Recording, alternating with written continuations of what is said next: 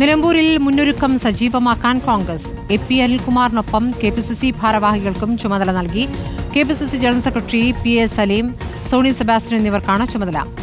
ഋഷിപാൽ വിവരങ്ങളുമായി. ഋഷിപാൽ, സ്ഥാനാർത്ഥി ആര് എന്ന തീരുമാനത്തിലേക്ക് എത്തിയിട്ടില്ല, പക്ഷേ മുന്നൊരുക്കങ്ങളിലേക്ക് കടക്കുന്നു. അവിടെ മണ്ഡലത്തിൽ ചുമതല ഏതൊക്കെ നേതാക്കൾക്കാണ് പുതുതായി കൊടുത്തിരിക്കുന്നത്?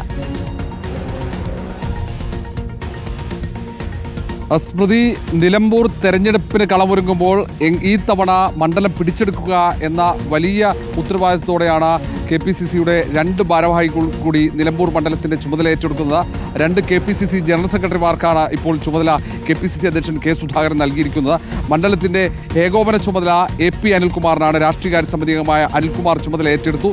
പിന്നാലെ തന്നെ KPCC general secretary P A. Saleem, ഒപ്പം സോണി സെബാസ്റ്റ്യൻ എന്നീ 2 പ്രധാന നേതാക്കൾ കൂടി നിലമ്പൂരിന്റെ തെരഞ്ഞെടുപ്പ് മുന്നൊരുക്കങ്ങളുടെ ചുമതല ഏറ്റെടുക്കുന്നു.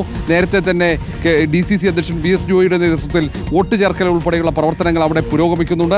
2 സർവേകൾ നടത്തിയിട്ടുണ്ട്. ആ സർവേ അടിസ്ഥാനമാക്കിയാണ് മണ്ഡലത്തിലെ സ്ഥാനാർത്ഥി ആരെന്ന തീരുമാനം കോൺഗ്രസ് നേതൃത്വം എടുക്കുക. അങ്ങനെ മണ്ഡലത്തിൽ പൂർണ്ണമായി ശ്രദ്ധയൂന്നി ഈ തവണ കൈവിട്ട നിലമ്പൂർ മണ്ഡലത്തെ തിരിച്ചുപിടിക്കാനുള്ള ഒരു മുന്നൊരുക്കത്തിലേക്ക് കോൺഗ്രസ് നേതൃത്വം പോകുന്നു. ഏറെ താമസിയാതെ തന്നെ തെരഞ്ഞെടുപ്പ് പ്രഖ്യാപനമുണ്ടാകുമെന്ന കണക്കുകൂട്ടൽ തന്നെയാണ് രാഷ്ട്രീയ നേതൃത്വങ്ങൾക്കുള്ളത്. അതുകൊണ്ട് തന്നെയാണ് കോൺഗ്രസ് വളരെ നേരത്തെ തന്നെ മുന്നൊരുക്കം തുടങ്ങുന്നതും. ശരി, ഋഷിപാലാണ് വിവരങ്ങൾ നൽകുന്നത്.